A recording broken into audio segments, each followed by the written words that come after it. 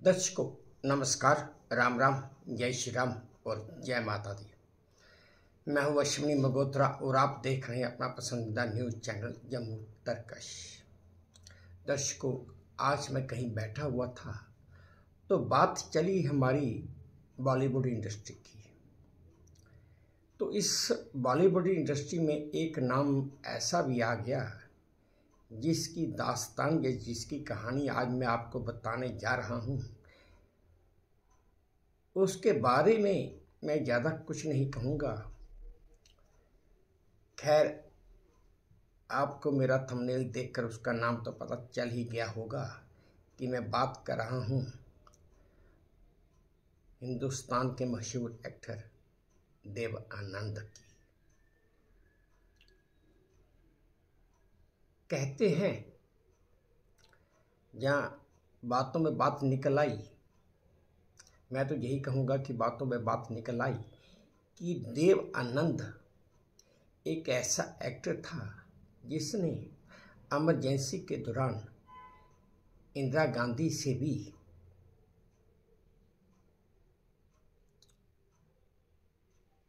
झगड़ा मोल लिया था। क्या आप लोगों को पता है कि देव आनंद के ऊपर सफ़ेद कमीज और काला कोट पहनकर निकलने ऊपर कोट की पाबंदी थी?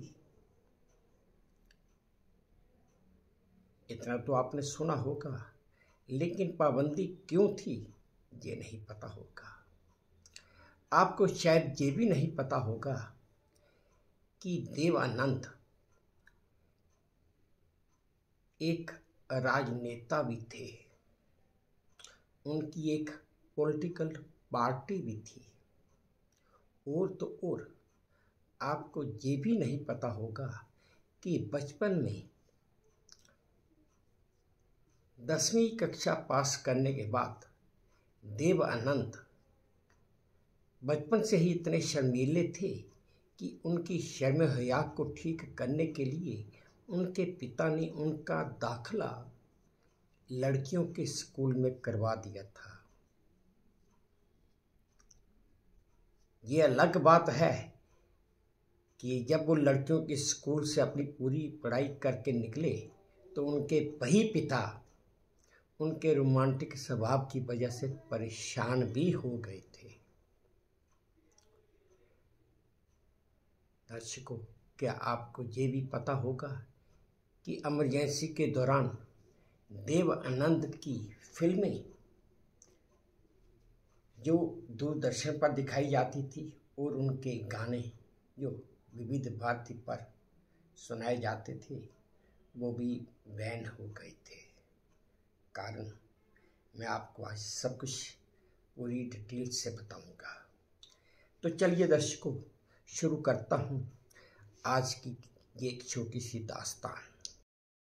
सबसे पहले तो मैं आपको ये बता दूं कि देव आनंद का जन्म 26 सितंबर 1923 को पंजाब में हुआ था। पढ़ने लिखने में अच्छे थे। 1942 में इन्होंने लाहौर से इंग्लिश में स्नातक भी की थी। ये आगे पढ़ना चाहते थे पर इनके पिता ने ये कहकर मना कर दिया कि भाई मेरे पास पैसे नहीं हैं और अगर तुम आगे पढ़ना चाहते हो तो कहीं नौकरी कर लो, पैसे कमाओ और खुद पढ़ो। बस फिर क्या था, देव आनंद घर से निकले और सीधा मुंबई पहुंच गए। जब वो मुंबई पहुंचे तो उनकी जेब में मात्र 30 रुपये थे। ये सन 1943 की बात है, 1943 की बात है। रेलवे स्टेशन के पास एक छोटा सा कमरा किराए पे लिया, वहीं पर रहने लगे और दिन भर काम ढूंढने लगे। तकरीबन 1 महीना गुजर गया। मुंबई में काम मिलना इतना आसान बात तो नहीं थी। फिर इन्हें ध्यान आया कि भाई पैसे भी ख़त्म हो रहे हैं क्यों ना किसी जगह नौकरी ही कर ली जाए। कहते हैं ऊपर वाले के घर में देर है पर अंधेर नहीं। इन्हें बड़ी जल्द मिलिट्री ऑफिस में उस समय एक क्लर्क की नौकरी मिल गई और इनकी महीने की जो तनख्वाह थी वो थी मात्र 165 रुपये, जिसमें से ये 45 रुपये अपने घर भेज देते थे और 120 रुपया अपने पास रख के उसमें से अपना गुजारा किया करते थे। जो काम इन्हें करने को मिला वो था सैनिकों की चिट्ठियां पढ़ना। इन्होंने तकरीबन 1 साल तक वो काम किया। उसके बाद वो नौकरी छोड़कर ये अपने बड़े भाई केतन आनंद के पास पहुंच गए, जो उस समय भारतीय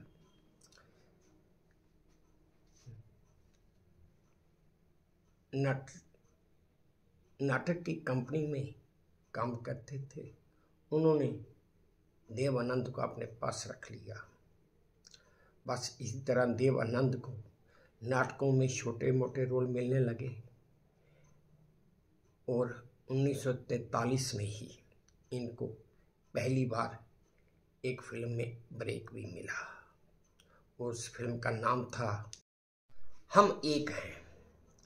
पर वो फिल्म बॉक्स ऑफिस पर बुरी तरह फ्लॉप रही। उसके बाद इन्हें फिल्मों में काम करने के लिए ज़्यादा स्ट्रगल करना पड़ा। फिर इनकी दोस्ती गुरुदत्त से हुई, जो उस समय कोरियोग्राफर की दौड़ में शामिल थे। इनकी दोस्ती इतनी पक्की हो गई कि कहते हैं कि एक बार गुरुदत्त और देव आनंद चर्च गेट्स, मुंबई में चर्च गेट स्टेशन पर एक लोकल ट्रेन में बैठे हुए थे, तो उस समय साहिर लतीफ़ जो बॉम्बे टॉकीज़ के में काम करते थे, वो इनके पास आए और पूछने लगे, भाई आजकल तुम दोनों क्या कर रहे हो? तो देव आनंद का जवाब था कि कुछ खास नहीं। दूसरे दिन देव आनंद को बॉम्बे टॉकीज़ से ऑफर आई कि आकर मिलो। ये वहाँ पर चले गए और वहाँ पर अशोक कुमार दादा मुनि, वो भी एक एक्टर थे, उन्होंने जिद्दी फिल्म के लिए इन्हें हीरो का रोल ऑफर कर दिया। ये फिल्म बॉक्स ऑफिस पर बड़ी ज़्यादा हिट रही। बस फिर क्या था, किस्मत का खेल था। इस फिल्म के बाद देव आनंद ने अपना प्रोडक्शन हाउस नवकेतन प्रोडक्शंस के नाम से शुरू किया और उसमें इन्होंने पहली फिल्म अफसर बनाई, लेकिन वो फिल्म भी बॉक्स ऑफिस पर फ्लॉप ही रही। पर इन्होंने हिम्मत नहीं हारी। इस फिल्म अफसर का निर्माण उनके बड़े भाई केतन आनंद ने किया था। कुछ समय के बाद देव आनंद ने एक फिल्म और बनाई। उस फिल्म का निर्माण उन्होंने अपने दोस्त गुरुदत्त से करवाया और उस फिल्म का नाम था बाजी। हालांकि जो देवानंद की पहली फिल्म थी उसमें देवानंद तो हीरो थे, लेकिन उस समय की मशहूर एक्ट्रेस सुरैया उसमें हीरोइन भी थी। बस इस फिल्म बाजी के बाद देव आनंद का नाम बड़े बड़े एक्टरों की तरह लिए जाने लगा। इसके बाद देव आनंद ने तेरे घर के सामने, काला बाजार, काला पानी, गैम्बलर, मुनीम जी, दुश्मन, सीआईडी, बस इस तरह वो कई हिट फिल्में दी। देव आनंद ने खाली एक्टिंग ही नहीं की, उन्होंने निर्देशन का काम भी किया। 1975 में जब इमरजेंसी लगी थी, एक आम आदमी की तरह देव आनंद भी इमरजेंसी से परेशान दुखी थे, इंदिरा गांधी से भी नाराज थे। उससे पहले, इमरजेंसी से पहले, देव आनंद के खिलाफ एक जनहित याचिका भी कोर्ट में दाखिल हुई थी। देव आनंद खूबसूरत इतने थे कि उनकी खूबसूरती देखते ही बनती थी, और खास करके लड़कियां उस समय देव आनंद को देखकर बेकाबू हो जाया करती थी। अभी उस जनहित याचिका का कोई फैसला तो हुआ नहीं था, लेकिन 1975 में जब इमरजेंसी लगी तो एक बार कांग्रेस पार्टी का कोई एक फंक्शन था, तो उसमें देव आनंद को आमंत्रित किया गया, लेकिन देव आनंद ने उस फंक्शन में आने से साफ मना कर दिया। बस फिर क्या था, सुप्रीम कमांड का आर्डर था, हुक्म था, वो तो बजाना ही था।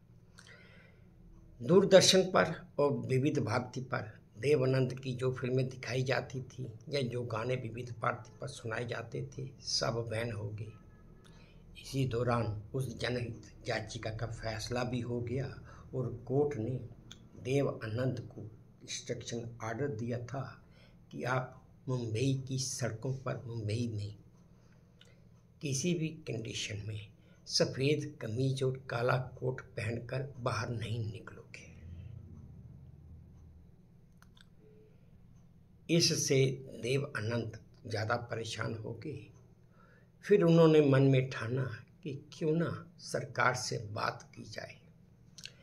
वो मुंबई से चलकर दिल्ली आए और उस समय के सूचना प्रसारण मंत्री से मिले और उनसे बात की, और सिर्फ उन्होंने 2 लाइनें ही कही थी कि भाई, मैं इस लोकतांत्रिक देश में रहता हूँ, क्या मुझे अपने मर्जी के मुताबिक रहने का भी कोई अधिकार नहीं है? बस फिर क्या था, इमरजेंसी का दौर था, लोग वैसे ही कांग्रेस पार्टी के खिलाफ चल रहे थे। देव आनंद सूचना प्रसारण मंत्री से मिलने के बाद जब वापस मुंबई पहुंचे तो उसका नतीजा ये हुआ कि उन पर जो बैन, दूरदर्शन पर उनकी जो फिल्में दिखाने का बैन और विविध भारती पर जो उनके गानों का बैन लगाया गया था, वो हट गया था। लेकिन इसके बावजूद भी देव आनंद एक आम आदमी की तरह इंदिरा गांधी से खफा ही थे। उन्होंने अपनी एक पॉलिटिकल पार्टी भी बनाई थी और उसका नाम था national party of India. Dev Anand की सोच थी कि मैं एक्टर हूँ, हीरो हूँ, और मेरे साथ देश भर से लोग मेरी पार्टी से जुड़ेंगे और कई चीज़ें चेंज हो जाएंगी। लोग जुड़ने लगे, लेकिन जब देव आनंद ने देखा कि लोग तो जुड़ रहे हैं और इलेक्शन का वक्त भी आ चुका है, समय बहुत कम है, ना तो इतना समय है कि लोग पूरी तरह जुड़ पाएँ, और ना ही मेरे पास, मतलब देव आनंद के पास इतना समय था कि वो सही और अच्छे उम्मीदवारों का चयन करके उनको इलेक्शन में उतार सके। बस इसी वजह से देव आनंद ने राजनीति छोड़ दी और अपनी पार्टी बंद कर दी। दर्शकों, मैं आपको ये भी बता दूं कि देव आनंद ने 4 दिसंबर 2011 के दिन लंदन में इस दुनिया से विदा ले ली, यानी कि इस दुनिया को अलविदा कह दिया। आपको मैं ये भी बता दूं कि आजकल तो 70-80 साल की उम्र में आदमी बिल्कुल बूढ़ा और रिटायर हो जाता है, लेकिन देव आनंद की आखिरी फिल्म जो उन्होंने की थी, उस समय उनकी उम्र 88 साल थी।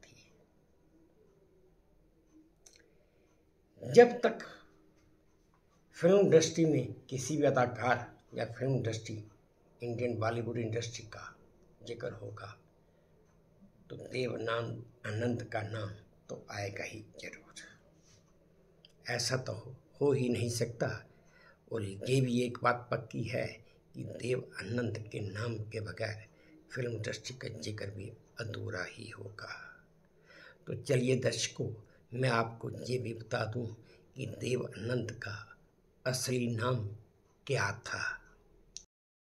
दर्शकों, ये शायद ही किसी को पता हो कि देवानंद का असली नाम धर्मदेव किशोरीमल आनंद था।